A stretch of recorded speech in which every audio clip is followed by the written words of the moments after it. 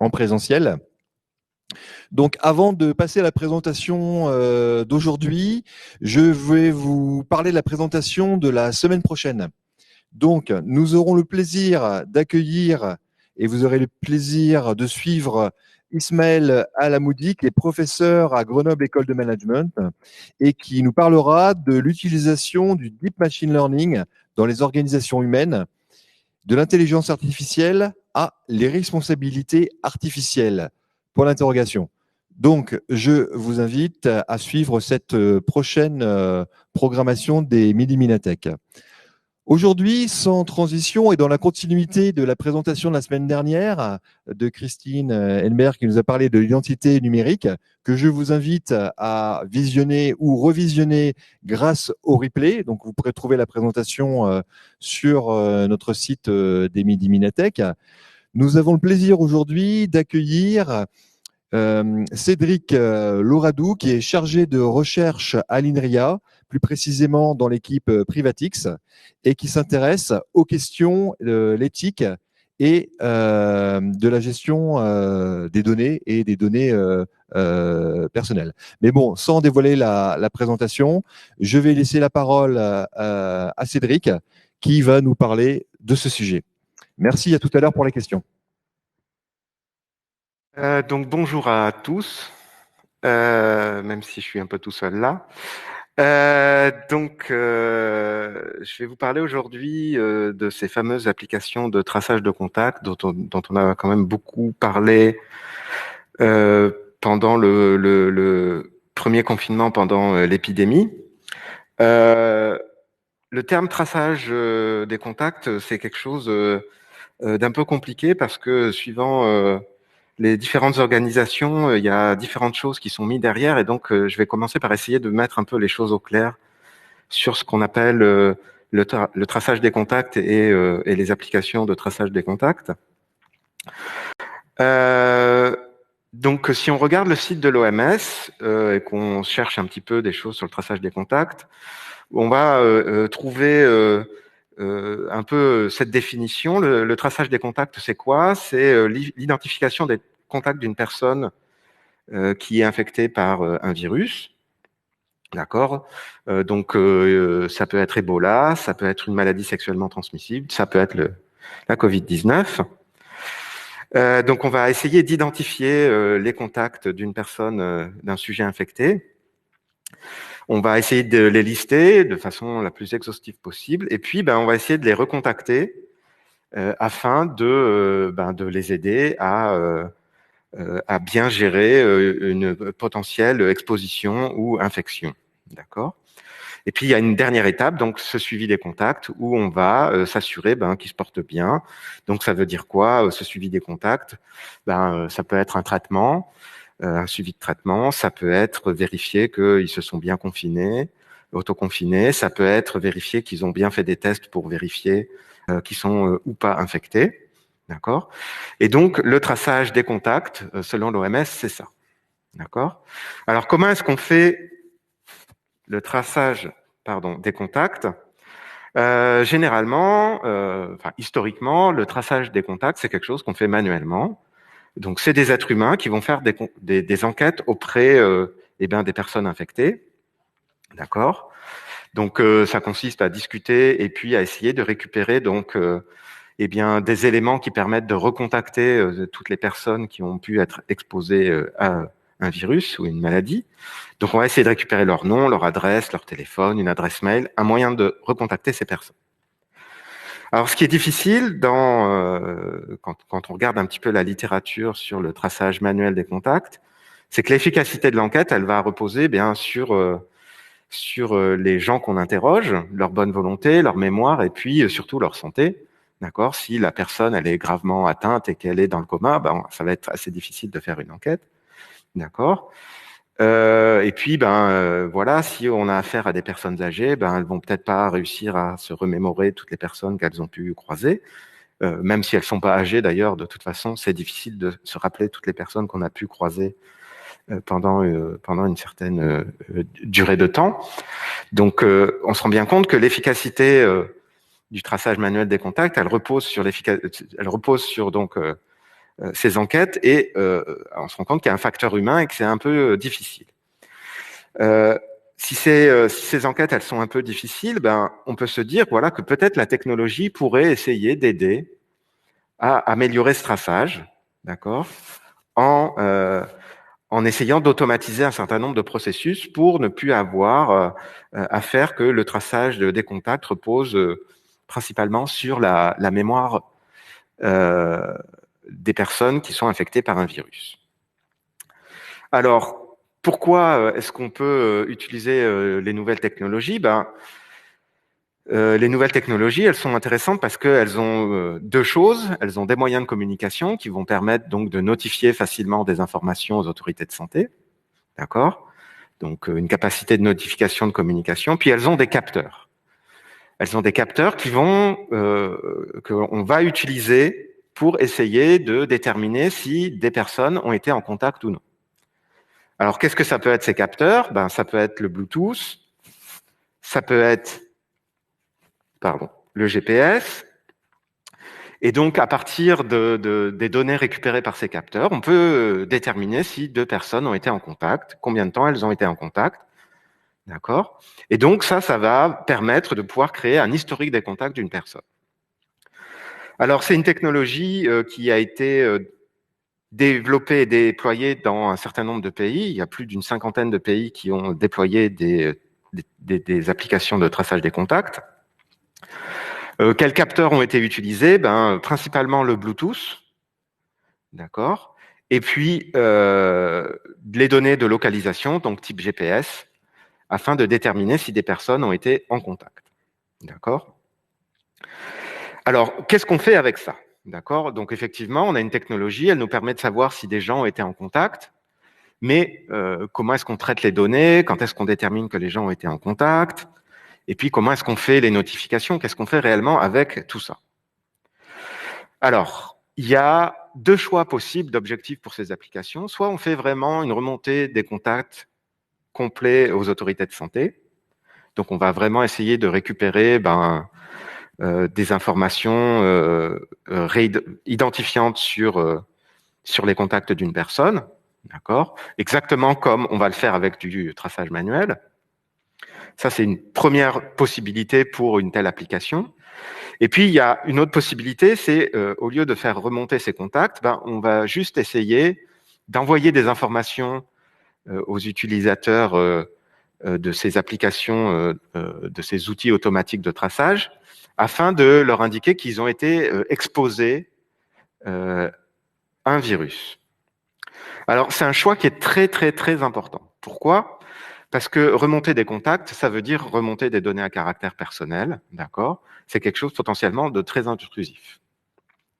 Notifier l'exposition aux utilisateurs, ça c'est déjà un peu moins risqué en termes de vie privée. Pourquoi ? Parce que en fait, on n'a pas vraiment une personne n'a pas vraiment besoin de savoir qui l'a exposé. Elle a juste besoin de l'information qu'elle a été exposée, d'accord ? Donc déjà, on limite en termes de transmission de données, si on choisit la deuxième stratégie, ce qui va être potentiellement divulgué. D'accord? Donc en France et dans quasiment toute l'Europe, on a choisi de notifier leur exposition aux utilisateurs. D'accord? Parce que ça évite de donner trop d'informations aux autorités de santé. Alors, je commence à parler de ce qu'on a fait en France. Je vais vous parler donc un petit peu de l'application de traçage qui a été mise en œuvre en France. Donc voilà, l'année dernière, à la mi-mars, donc c'était un projet interne d'INRIA. On avait un début de protocole qui s'appelait Blue. Donc il avait un cahier des charges assez simple. Il devait être basé sur le Bluetooth, contrôlé, géré par une autorité de santé, d'accord.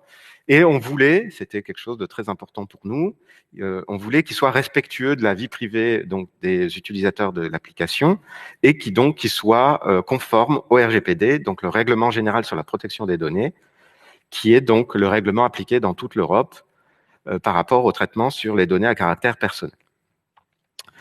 Fin mars, on va évoluer, on va changer notre solution, adapter notre protocole par rapport aux contraintes de vie privée et à des contraintes de sécurité pour l'appeler Robert. Et puis, voilà, il va falloir un certain temps de maturation pour attendre à peu près la fin du premier confinement et le lancement de Stop Covid, d'accord, qui va avoir un succès assez mitigé, d'accord, de l'avis même du Premier ministre Jean Castex, donc qui dira que Stop Covid n'a pas atteint ses objectifs. Et puis, donc, on va avoir une évolution de l'application vers Tous Anti-Covid en octobre, qui va déjà connaître un succès un peu plus important que Stop Covid. Alors, pour déployer ce genre d'application, voilà, on voit à peu près ses objectifs. On veut essayer d'améliorer le traçage de contacts manuels. Quand on déploie ce type d'application, et pour toute application technologique, en fait, il faut toujours se poser la question des risques-bénéfices. Donc, on va essayer d'évaluer d'un point de vue éthique, donc les bénéfices et les risques de ce type d'application. Alors, on se dit, voilà, on peut essayer d'améliorer le traçage manuel des contacts. Donc ça, bon, je pense que tout le monde arrive à imaginer qu'en utilisant donc des techniques automatiques, on peut améliorer ce genre de processus. Est-ce que ça a un impact sur l'épidémie? Alors ça, moi, je suis pas épidémiologiste, ni infectiologue, ni spécialiste des simulations. Il y a des gens qui, voilà, des gens qui ont fait ça. Je vous mentionne deux liens, epix-lab.com et puis covprehension.org, où les gens ont essayé de voir quel pouvait être l'impact de ce type d'application sur l'épidémie et sur le fait qu'on pouvait essayer si ça allait vraiment avoir un impact important sur l'épidémie. De toutes ces études, il ressort quoi? Il ressort qu'il faut un taux d'adhésion assez important. Il faut que les gens déploient massivement cette application pour que ça ait vraiment un effet important sur l'épidémie. Alors, il faut bien se dire que c'est pas Stop Covid ou Tous Anti-Covid qui à lui seul a pour objectif de mettre fin à la pandémie, hein, à la Covid-19. C'est un outil parmi d'autres, d'accord, et seulement un outil parmi d'autres. Alors, les bénéfices, je vous ai dit, je suis pas du tout capable, moi, de faire l'évaluation des bénéfices de ce type d'application. Par contre, en tant que voilà, spécialiste de sécurité et de vie privée, bon, bah, je peux vous donner un certain nombre de risques qui sont liés à ce type d'application. Quelque chose qui est arrivé assez vite dans le débat, c'était le fait qu'on ait un risque de contribuer à Big Brother, de faire que cette application allait contribuer à la surveillance de tous les Français. Il y a aussi des risques de discrimination. Alors, il y a un risque de discrimination qui est évident. On risque de discriminer les gens qui ont un smartphone de ceux qui n'ont pas de smartphone. Il y a ceux qui pourraient être mieux protégés en ayant l'application et puis ceux qui l'auraient pas. Donc, il y a bien une espèce de fracture et déjà une discrimination qui est évidente. Et puis, du fait qu'on donne des informations aux gens sur leur état de santé, ben, ça implique aussi des risques de discrimination. Pour les gens que ça intéresse, vous pouvez aller visiter le site risque-traçage.fr. Donc, on voit qu'il y a des risques, il y a des bénéfices, d'accord. C'est pas à moi, tant que scientifique, de vous dire, il faut le faire, il faut pas le faire. Moi, je suis là pour éclairer le débat, vous dire que ce type d'application, il y a des bénéfices, il y a des risques, et après, il y a des gens, normalement nos hommes politiques, qui prennent la décision de mettre en œuvre ou pas ce type de technologie. Alors, je vous ai mentionné le fait qu'il y avait un risque de contribuer à Big Brother. Donc, Tous Anti-Covid, c'est pas Facebook, c'est-à-dire qu'on ne fait pas d'argent avec les données. D'accord? On n'est pas là pour profiler les gens, on n'est pas là pour gagner de l'argent, on est là pour essayer de leur donner une information sur leur exposition à la Covid-19. D'accord? C'est assez facile de voir que ce type de technologie va être moins intrusif que du traçage manuel des contacts. Pourquoi? parce que comme je vous l'ai dit, comme on va donner un statut d'exposition, j'ai pas besoin de savoir précisément par qui m'a potentiellement transmis le virus, d'accord? Donc c'est vraiment moins intrusif que du traçage manuel. Et puis voilà, la solution française, Robert, elle est basée sur des pseudonymes, donc des identifiants, des valeurs qui font que on transfère pas directement vos données à caractère personnel, on vous donne pas votre nom et prénom, d'accord? On essaye vraiment de minimiser au maximum les données qui sont transmises par l'application durant tous les échanges, que ce soit avec les autorités de santé et avec les autres téléphones. Donc, on a vraiment essayé de respecter tous les principes du RGPD, donc minimisation des données. On a essayé de protéger le grave des contacts des personnes, d'accord, pour faire que voilà, il n'y ait pas de ce type de surveillance. On a appliqué le principe de transparence. Qu'est-ce que ça veut dire? Ça veut dire que le code de l'application était ouvert, il était accessible sur GitHub. On a eu de nombreux audits par la CNIL, d'accord, et la CNIL pouvait donner un feu rouge ou un feu vert à l'application. On a eu des audits par l'ANSSI, donc c'est l'Agence nationale pour la sécurité des systèmes d'information. Et puis, il a même été mis en place un bug bounty pour permettre à n'importe qui avait trouvé des problèmes ou vulnérabilités sur l'application de pouvoir les rapporter et puis même de pouvoir être rémunéré.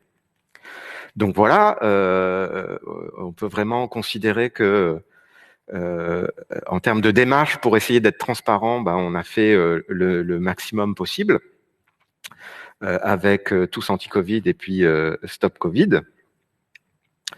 Alors maintenant, je vais un petit peu parce que voilà, là, je vous ai donné des grands principes, des choses qu'on a essayé de mettre en œuvre avec ça pour convaincre les gens, voilà, que on n'était pas Big Brother. Je vais essayer de vous donner un petit peu les détails de Robert, donc qui est vraiment l'algorithme qui est à la base de Stop Covid et de Tous Anti-Covid, pour que vous compreniez un petit peu ce qui est à l'intérieur et que vous soyez convaincus un petit peu des fondements de ce protocole et de ce qu'il y a dans ces applications. Alors, comment fonctionne Robert? Qu'est-ce qu'il y a à l'intérieur? Donc, ce qu'il faut bien comprendre dans Robert, c'est qu'il y a une application qui est déployée sur les téléphones, et puis que quelque part, il y a un serveur, une autorité qui va décider du statut d'exposition des utilisateurs de l'application. D'accord? Donc ça, c'est l'autorité de santé qui prend cette décision et personne d'autre. C'est vraiment quelque chose d'important pour Robert.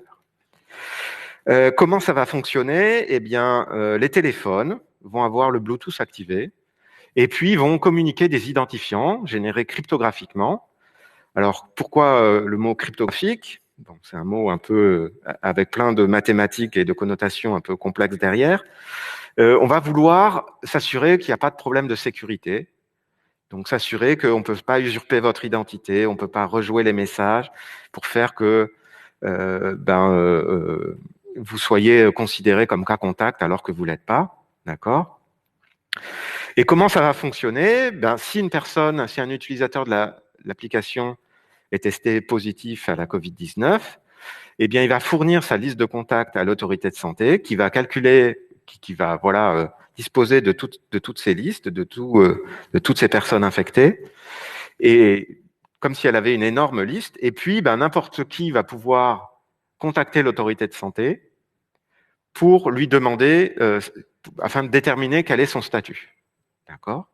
Et ce qu'on se dit, c'est que voilà, si quelqu'un a été contaminé, et donc il est testé positif, et que vous êtes dans ces contacts, vous allez apparaître dans la liste de l'autorité. Et puis quand vous allez faire la requête, le fait que vous êtes dans cette liste va faire que, le calcul de l'autorité va faire qu'elle va considérer ou non que vous êtes cas contact ou pas, et donc vous allez être notifié ou pas. D'accord? Donc ça, c'est les grands principes, et c'est à peu près comme ça que fonctionne l'application. Alors, je vous dis ça, voilà, moi je suis chercheur, et d'habitude, j'écris des protocoles, des algorithmes sur du papier, j'écris du code. Quand on a commencé à travailler sur Robert et Stop Covid, on s'est heurté à des contraintes liées au contexte. On voulait travailler sur les smartphones. Donc, la plupart des smartphones sont soit sous Android, soit sous iOS. D'accord? Et donc, ça voulait dire travailler avec les interfaces qui permettent de programmer, d'utiliser le Bluetooth sur Android et iOS. Et il est tout de suite apparu une contrainte très, très embêtante sous iOS, le fait que on pouvait envoyer que des messages très courts. Et ça nous a compliqué la vie. Ça a fait que on a écrit vraiment plein de fois les spécifications de Robert jusqu'à réussir à atteindre toutes les contraintes qui étaient inhérentes à la technologie. Alors, Robert, donc il y a vraiment quatre petits protocoles dans Robert. Il y a une phase d'initialisation, une phase de détection de proximité, une déclaration des personnes infectées, et puis, à la fin, votre application, elle fera des requêtes pour connaître le statut d'exposition. Donc, je vais essayer d'expliquer vraiment de façon très macroscopique chacune de ces étapes pour que vous puissiez comprendre exactement ce qui se passe. Alors, mes slides vont contenir tous les détails. Bien sûr, je vais essayer de vous vulgariser un tout petit peu tout ça pour que vous puissiez comprendre le principe. Et puis, si vous êtes un peu plus spécialiste, vous avez le détail exact de ce qu'il y a dans Robert. Alors, Robert, c'est quelque chose qui va utiliser des primitives cryptographiques qui ont été validées par l'ANSI. D'accord, un truc qui s'appelle SHA-256 et puis un autre truc qui s'appelle Skinny. D'accord. Quelque chose qui est important de comprendre, c'est que dans notre protocole, il y a une autorité de santé et elle va connaître tous les secrets. D'accord. L'autorité de santé, dans notre protocole, dans Robert, elle a vraiment un pouvoir important parce que c'est elle qui doit prendre les décisions, la modification des statuts d'exposition. Et donc, on a considéré vraiment que l'autorité de santé, elle devait connaître tout. D'accord. Alors, je vous ai dit, on allait communiquer des identifiants via le Bluetooth. Et si on réfléchit, si on commence à communiquer sur le Bluetooth, voilà, n'importe qui peut utiliser une antenne et se mettre à écouter le Bluetooth, ce qui se passe sur le Bluetooth. Et donc, on pourrait se dire, oui, mais voilà, vous avez des identifiants et ces identifiants, je vais pouvoir les associer à des personnes directement. Alors, je suis tout à fait d'accord. Ce qu'on a fait pour éviter ce problème, c'est qu'on va faire que les identifiants sont modifiés au bout d'une certaine période. D'accord? Donc, cette période, c'est ce qu'on appelle un époque. Un époque, ça a une certaine durée. Et donc, on fait changer les identifiants au bout d'une certaine durée pour éviter qu'une personne qui se mette à écouter le Bluetooth, elle soit capable de vous suivre, de vous tracer. D'accord? Parce que dans notre problème, on veut éviter Big Brother, mais on veut éviter aussi que d'autres personnes soient capables de vous tracer. D'accord? C'est ce qui rajoute un petit peu de piment au problème. D'accord? Donc, comment ça va se passer? Au tout début, quand vous allez installer l'application, votre application va récupérer un identifiant qui aura été calculé par l'autorité, qui aurait été calculé par l'autorité de santé. D'accord? C'est tous les identifiants. Et puis, donc, le serveur de l'autorité de santé va distribuer un certain nombre d'identifiants à vos applications. D'accord? Et à partir de tous ces identifiants qui sont donnés à votre application, on va créer d'autres identifiants qui vont être utilisés par le Bluetooth pour permettre, permettre aux applications des différents téléphones de communiquer et donc de pouvoir détecter qu'il y a eu une proximité entre deux utilisateurs. Alors voilà. Une fois qu'on a fait cette initialisation, qu'est-ce qui va se passer? Chaque application va régulièrement envoyer sur le canal Bluetooth des messages. Donc, nous, on appelle ça des messages Hello. Donc, des identifiants qui vont être captés par les autres applications, d'accord, et qui vont être stockés. Et puis, votre application, elle va faire la même chose. Elle va écouter le Bluetooth et puis elle va récupérer les identifiants des autres téléphones, d'accord? Qui fait que si vous regardez l'exemple qui vous est donné là, d'accord, B envoie un identifiant, il est stocké par l'application de A dans son téléphone, d'accord, et puis A va aussi émettre son identifiant qui va faire que B va le récupérer aussi, D'accord? Alors, ce qui est important de comprendre, c'est que des messages comme ça, si on les génère comme ça avec des nombres aléatoires, ben, ça va pas très bien se passer parce que n'importe qui va être capable de générer ces identifiants et donc on va être capable d'usurper l'identité de n'importe qui. Une personne malveillante va pouvoir faire que voilà, n'importe qui va se trouver cas contact et donc va être potentiellement notifié qu'il est malade. D'accord? Donc ça, il faut y faire attention et c'est pour ça qu'on utilise des outils cryptographiques pour le faire.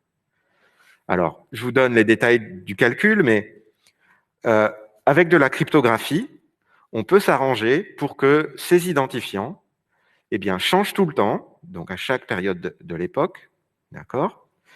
Et puis, ils vont dépendre de secrets qui vont empêcher un attaquant de pouvoir usurper votre identité ou de pouvoir être capable de générer des identifiants associés à votre application. C'est vraiment ça qui est important. On veut empêcher une personne qui prendrait un équipement dédié pour émettre des paquets sur le Bluetooth de pouvoir usurper votre identité, usurper vos identifiants. D'accord? Et c'est pour ça qu'on utilise la cryptographie.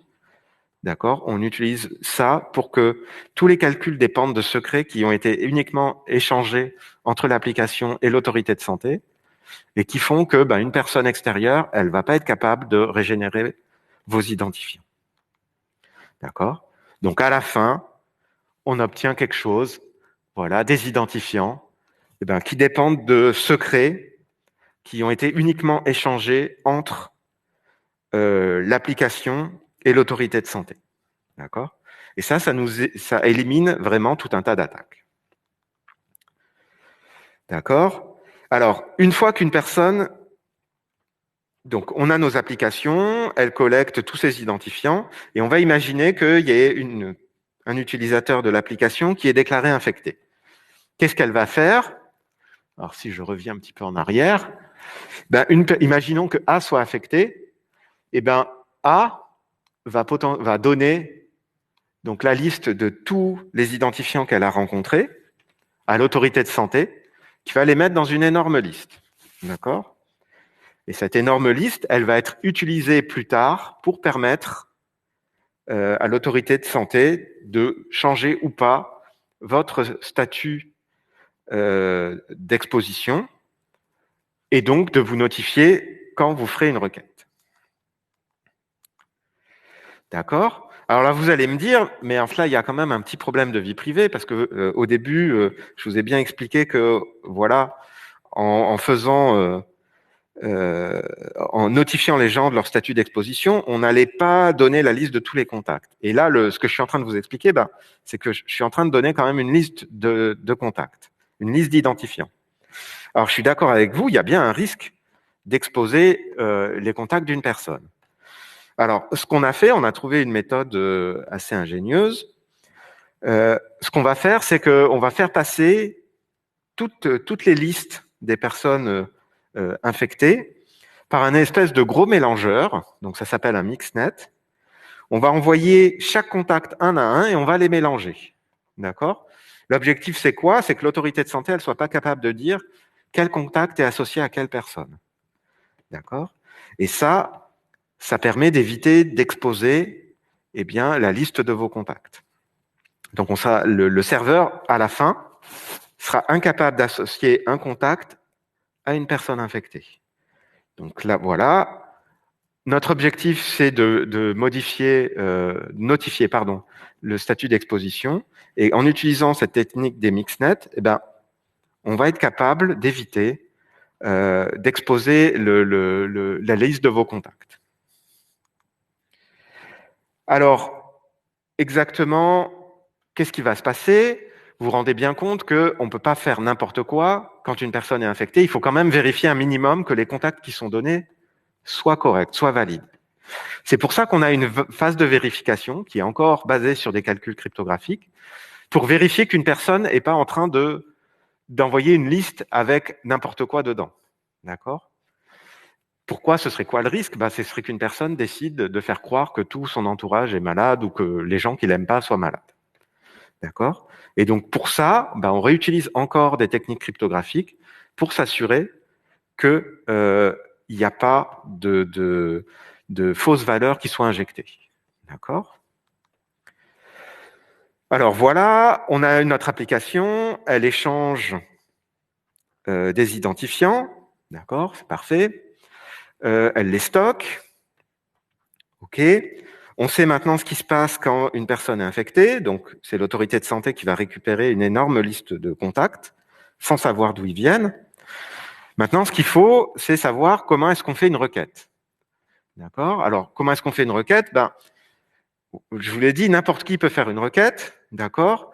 Mais ce qui est important, c'est que ce soit bien vous, donc ce soit bien par exemple Cédric Loradou, qui obtienne le résultat, le statut d'exposition de Cédric Loradou. J'aimerais pas, par exemple, et personne n'a envie, que quelqu'un soit capable de faire la requête pour Emmanuel Macron ou pour n'importe qui d'autre. D'accord ? On veut que ce soit la bonne personne qui fasse la requête pour elle-même. D'accord ? Et pour ça, on va encore avoir besoin de la cryptographie. On va encore avoir besoin de tous ces identifiants qu'on a échangés, initialisés au début, pour faire que c'est bien l'application A qui va obtenir le statut d'exposition de l'utilisateur A. D'accord ? Donc, on a encore des calculs cryptographiques pour faire ça, pour éviter qu'une personne fasse des requêtes et obtienne les statuts d'exposition d'autres personnes. D'accord ? Alors, là, il y a une étape que je ne vais pas trop vous détailler, parce que ce n'est pas juste l'apparition de votre identifiant qui va, dans la liste, qui va faire qu'on va vous notifier ou pas. L'OMS a défini tout un ensemble de règles qui permettent de déclarer que des gens sont cas contact ou pas. D'accord ? Donc, par exemple, le fait que 2 personnes soient restées 15 minutes à proximité, donc moins d'1 mètre sans masque, par exemple. Donc, il y a toute une nomenclature pour définir ce que c'est un contact qui a été définie par l'OMS et toute cette spécification est transposée dans Tous Anti-Covid et dans Robert pour définir quand une personne est considérée cas contact ou pas. Alors, voilà, je vous ai à peu près expliqué donc les grands principes de ce que c'est Robert et de ce qui, vraiment la bête, ce qu'il y a derrière Stop Covid et Tous Anti-Covid. Je vais essayer un petit peu de vous retracer, de faire un retour d'expérience de ce que moi j'ai vécu en tant que participant designer à l'aventure Robert, Stop Covid et Tous Anti-Covid. Donc, dans Robert, on a fait le choix que l'autorité de santé connaissait tout, elle avait beaucoup de responsabilités. Tout le monde n'a pas fait ses choix, et il y a beaucoup de gens en Europe qui ont fait d'autres choix. En Allemagne, au Royaume-Uni, en Italie, en Espagne, et puis dans les pays baltes, il y a d'autres choix qui ont été faits, où on donne moins de pouvoir à l'autorité de santé. Ça vient d'un énorme débat dans la communauté scientifique pour savoir, voilà, quelle est la solution la plus respectueuse de la vie privée. Alors, la communauté, elle s'est scindée en 4 groupes.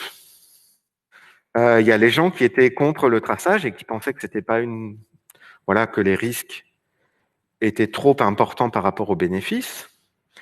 Il y a des gens qui étaient pour la conception et l'utilisation de traçage en utilisant les outils de Google et de Apple. Il y a les gens qui étaient pour la conception de traçage hors Google et Apple. Donc, nous, on appartient à cette catégorie. Enfin, Robert fait partie de ce 3e groupe. Et puis, il y avait les gens qui étaient non alignés, qui pensaient qu'il fallait encore faire autre chose.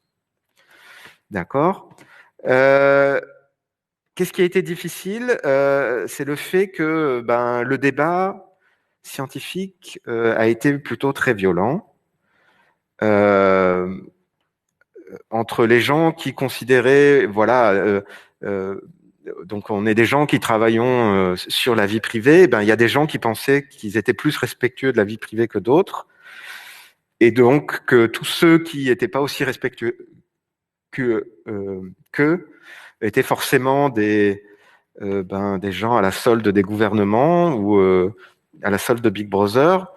Et donc ça a été très compliqué parce que le débat a pas eu forcément une bonne tenue, d'accord. Et donc il y a encore beaucoup de débats et c'est quelque chose de très très compliqué. Là, je vous mentionne aussi qu'il y a Google et Apple. Et effectivement, au bout d'un certain temps, Google et Apple ont fourni une API pour développer des applications de traçage. Alors, soit c'était quelque chose à prendre ou à laisser, c'est un peu compliqué. D'accord. Je vous ai dit au tout début que quand on a fait la conception de ces protocoles, on avait une énorme contrainte, c'était ce qu'on pouvait faire ou pas avec le Bluetooth. Ça nous a l'expérience en tant que participant de cette expérience, c'est que le code fait loi.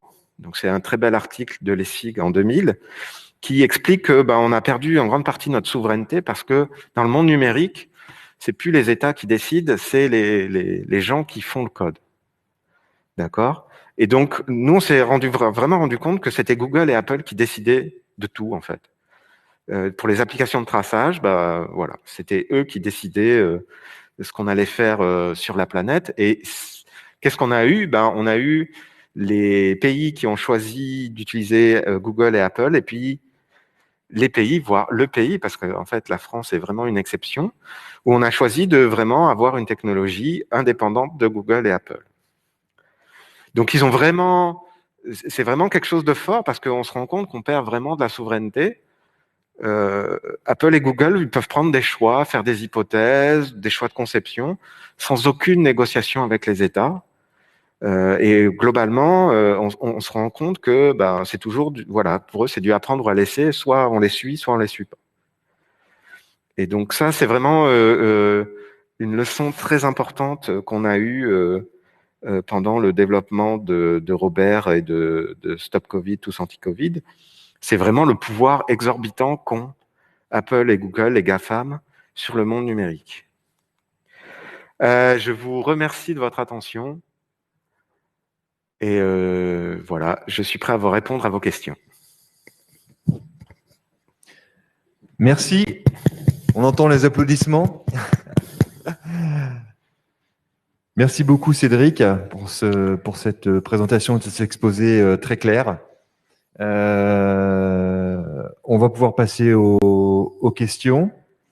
Voilà, donc je lis les questions que vous posez grâce au chat et qu'on choisit. Alors bien évidemment, je sais qu'il y a des personnes qui poseront des questions et pour lesquelles on ne pourra pas apporter des réponses. Là, je m'en excuse au préalable. Mais la première question est: comment confirmer que la personne qui se déclare positive à la Covid-19 sur tous anti-Covid est un cas positif réel?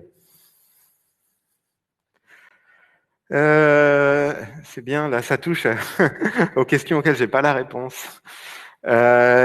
Donc, effectivement,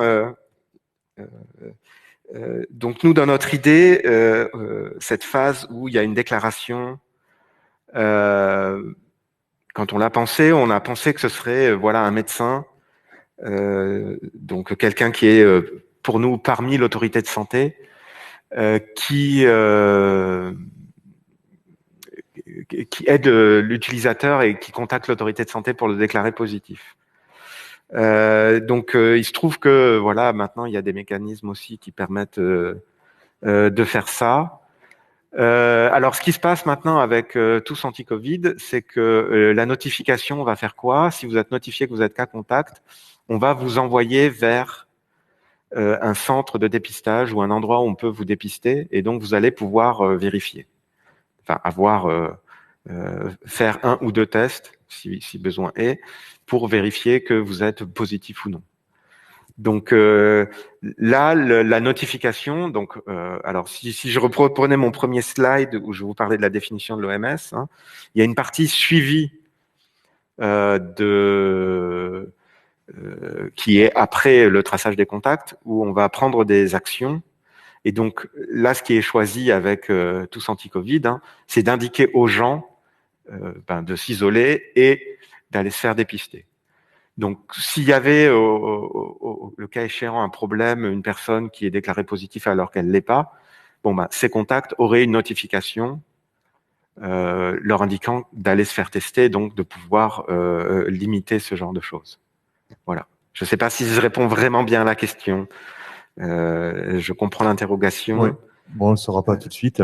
Donc, je propose de passer à une autre question, parce que je vois là que ça réagit pas mal dans le chat. Donc, une autre question, existe-t-il un temps et une distance minimum pour la communication entre les deux téléphones, entre deux téléphones? Alors, c'est quelque chose de très, très compliqué. Alors, moi, pour vous dire, j'étais dans l'équipe où on a conçu les communications, les échanges qui sont faits. Donc, pour déterminer qu'il y a un contact, on va mesurer quoi? La puissance du signal reçu, donc le RSSI des signaux Bluetooth. Et puis, on va regarder le temps de contact. Donc, effectivement, il y a des distances minimales. Il se trouve qu'on a des collègues à l'INRIA qui sont beaucoup plus spécialistes que moi, Jean-Marie Gors à Lyon, qui a beaucoup travaillé là-dessus. Donc, il a été mené vraiment des campagnes de tests intensifs pour essayer de comprendre comment est-ce qu'il fallait mesurer les signaux Bluetooth afin de pouvoir bien définir les contacts. Donc, au tout début, on considérait que, voilà, comme je vous l'ai dit pour l'OMS, il fallait qu'on ait un contact d'au moins 15 minutes. Donc, effectivement, hein, le fait d'utiliser Bluetooth, c'est pas une technologie parfaite. D'accord. Est-ce que vous pourrez utiliser d'autres technologies? Très certainement. L'avantage du Bluetooth, c'est que c'est partout, c'est sur tous les téléphones. D'autres technologies qui sont beaucoup plus précises, c'est le GPS, mais c'est beaucoup trop intrusif. Voilà, donc il y a effectivement toute une étude qui a été menée. Alors, je suis pas le meilleur pour répondre à ça, hein. Mais vraiment il y a vraiment un travail sérieux qui a été fait pour essayer de comprendre comment est-ce qu'il fallait mesurer les signaux et comment est-ce qu'il fallait faire le calcul d'intégrale pour déclarer qu'il y a vraiment eu contact. Très bien, merci Cédric. Une autre question. Quel a été le critère de choix de l'API finalement? Alors, là, je voudrais une précision sur la question. C'est à savoir pourquoi est-ce qu'on n'a pas utilisé Apple et Google ou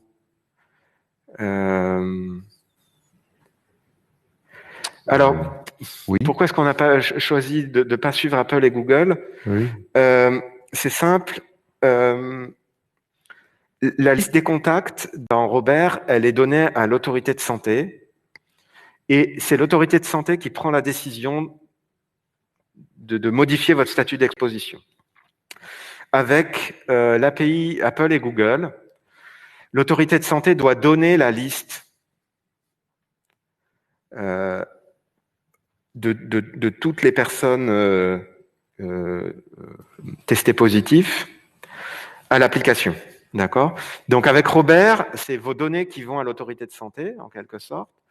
Et avec les solutions basées sur Apple et Google, c'est la liste qui vient à votre téléphone. Donc nous, on a considéré que c'était beaucoup trop dangereux de laisser cette liste aller vers les téléphones.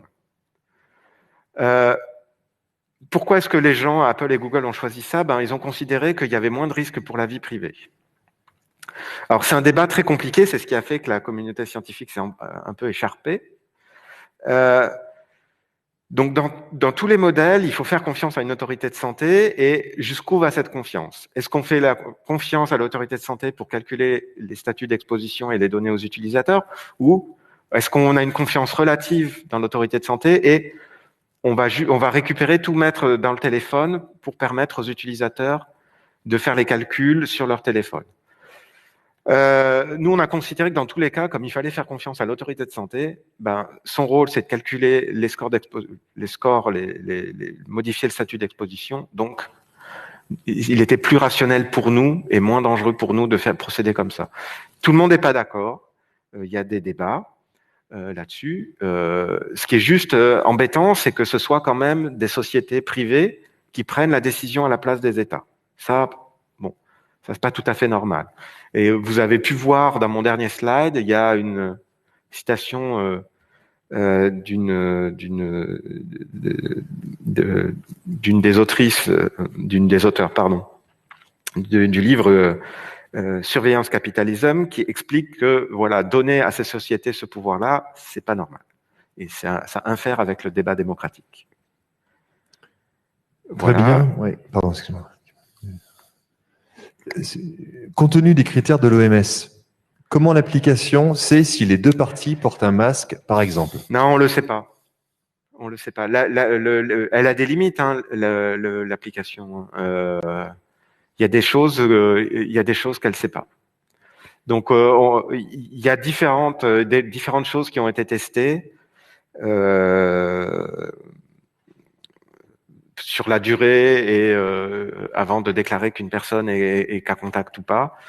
Voilà. Mais il y a effectivement des choses qui échappent à l'application, hein. Elle n'est pas parfaite. Elle peut pas tout faire. D'accord. Bon, on me dit là en régie qu'on a le temps encore pour une question. Donc là, la question de quel est l'intérêt pour l'autorité de santé de recevoir autant de données et pas simplement des statistiques générales? Les cas contacts sont, il me semble, pardon, les seuls à avoir besoin de savoir qu'ils sont cas contacts. Oui. Alors bon. Donc je suis d'accord que ça fait partie du débat.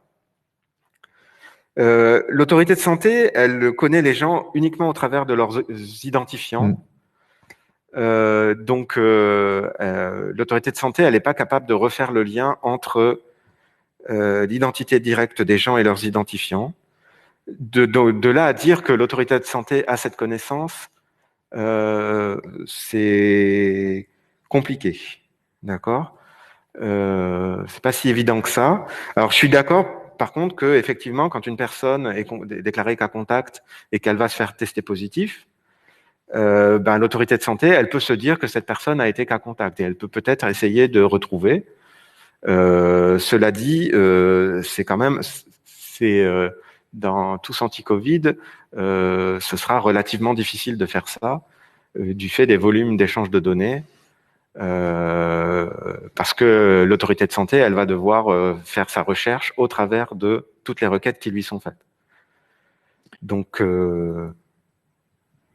voilà. Et puis la dernière question. Ouais, une petite question bonus, là, on va se permettre. Quelle est la différence entre Stop Covid et Tous Anti-Covid techniquement? Alors techniquement, le protocole, l'architecture du protocole est la même. Ce qui va être fondamentalement différent entre les deux, les changements qui ont été apportés, c'est sur le calcul d'exposition et la façon dont on calcule le fait que l'autorité de santé va changer le statut d'une personne pour qu'elle soit déclarée cas contact ou pas. C'est surtout là-dessus qu'il y a eu des modifications et des ajustements par rapport aux premières versions qu'on a pu faire. Très bien. Merci beaucoup, Cédric. Là, je vois qu'il y a beaucoup de remerciements pour la présentation et l'initiative. Donc, merci. Donc, pour ceux qui auraient loupé le début ou qui voudraient revoir aussi bien la présentation que les transparents, je vous rappelle que c'est accessible sur notre site ainsi que le PDF de la présentation. Voilà, donc je vous remercie. Je vous souhaite un bon week-end au nom de toute l'équipe des Midi Minatech. Et je vous dis à la semaine prochaine pour un prochain Midi Minatech. Merci, au revoir.